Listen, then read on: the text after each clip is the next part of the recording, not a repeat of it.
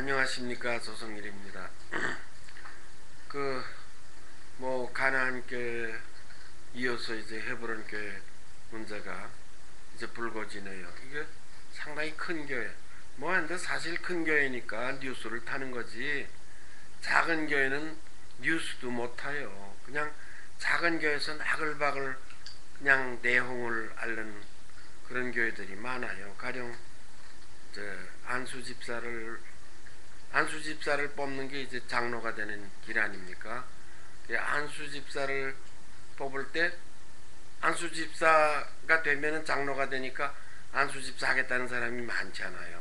하고 또 목사님의 입장에서 보면은 이제 저 사람 안수 집사 시켜가지고 잘 신앙 교육을 시켜서 이제 장로님 되면은 나하고 잘 협조할 수 있는 장로님이 될지, 그냥 저 장로님이 된 다음에는 또 획변해가지고 사사건건이 또 목사하는 일에 맞설지, 이걸 잘 물론 예리하게 보지요. 목회를 원만하게 꾸려가려다 보니까.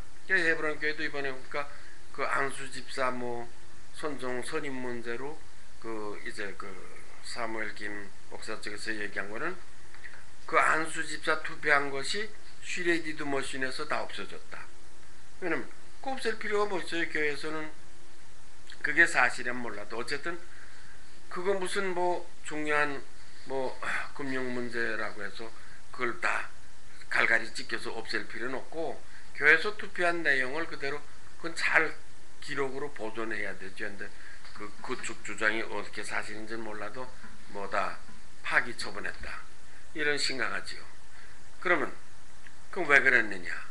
그쪽에서는, 반대쪽에서는 목사님이 이제 안수 집사를 뽑거나 이제 그 사람들을 이제 장로할 때 내가 이제 목회를 끌고 가는데 많이 협력할 그런 사람들을 잘 눈여겨두고 마음에 두었다가 그런 사람들을 뽑기를 원했는데, 그만 교인들이 목사님의 의 중에 없는 인물들을 지지하고 그러면은 저 사람 들어왔다가는 당회가 시끄러워지고 목회하는데 좀 어렵겠다, 이런 문제가 제기된다면은 이건 보통 심각한 문제가 아니죠. 그러니까 가령 이런 문제는 헤브론 교회 문제만이 아니고 한국 교회 전반적인 문제가 이제 가령 목사파 또는 목사를 반대하는 그런 반대 장로파, 이것이 큰 문제로 자꾸 확대 재생산되고 되풀이되는 거 아닙니까?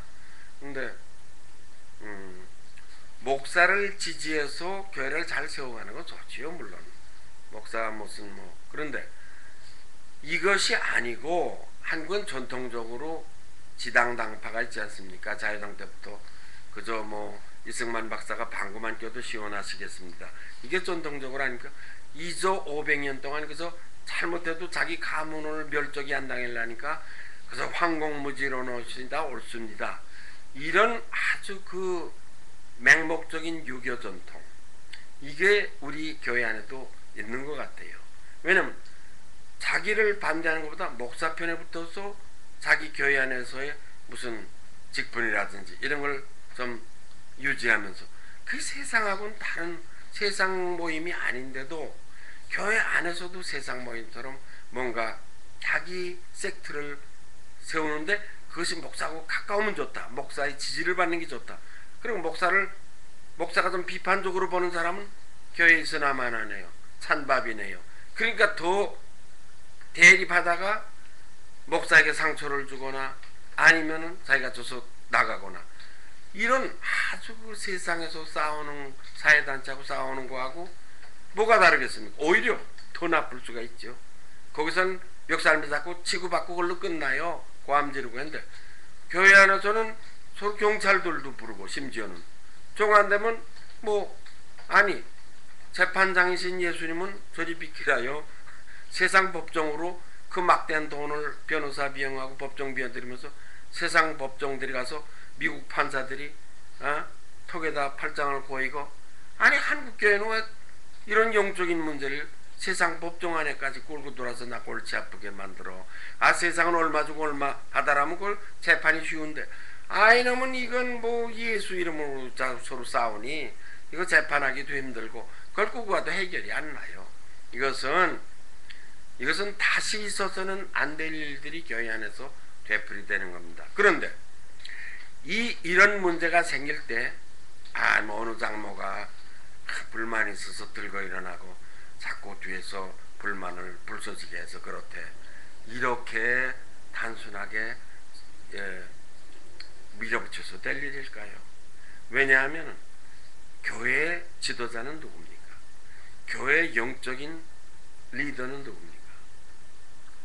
다 교인들이 설사 장님일지라도 목사님 눈을 뜨고 영적인 세계로 끌고 가야 되는데, 목사가 눈을 가리고 그냥 성도들도 눈을 가린 채로 둘이 같이 너도 같이 이 길로 가고 나도 같이 가서 망하자? 이거는 참 예수님이 누굽니까? 우리가 신앙 고백을 할 때 도대체가 예수님이 누굽니까? 그 예수님이 누군지부터 다시 생각을 시작해 봅시다. 여우도 굴이 있고 새도 둥지가 있으나 나는 머리들 곳이 없다.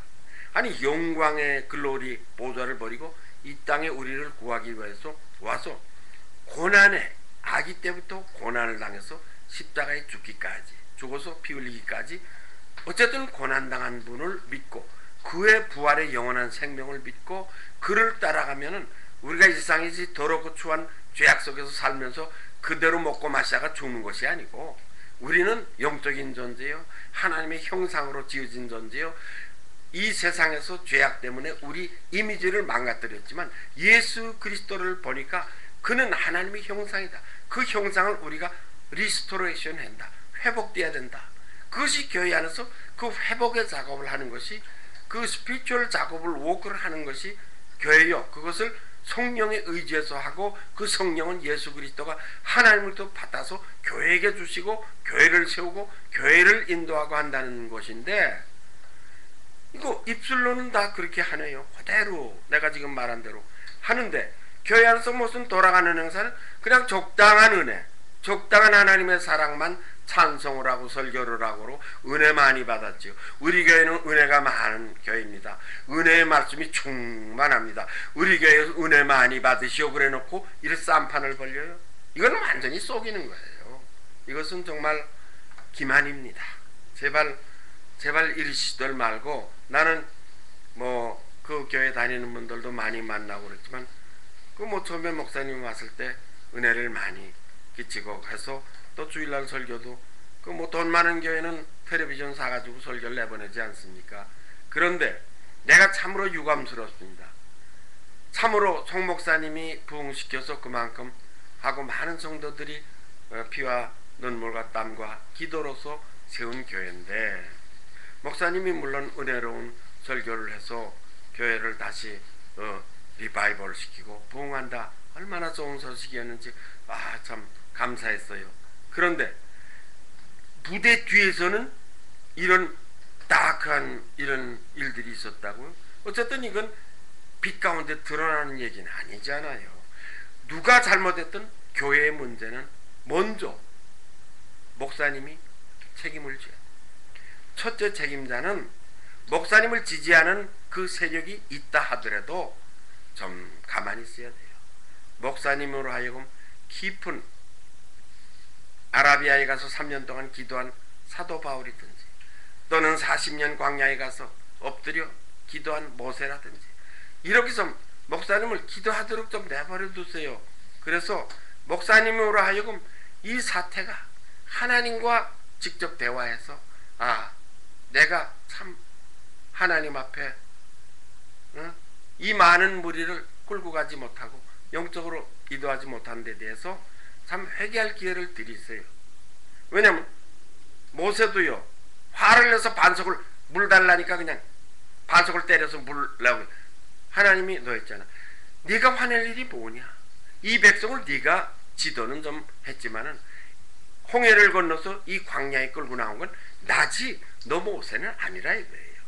그걸 알면은 우리가 함부로 하나님 앞에서 내가 지도자라고 고개를 쳐들 수는 없지요. 어디까지나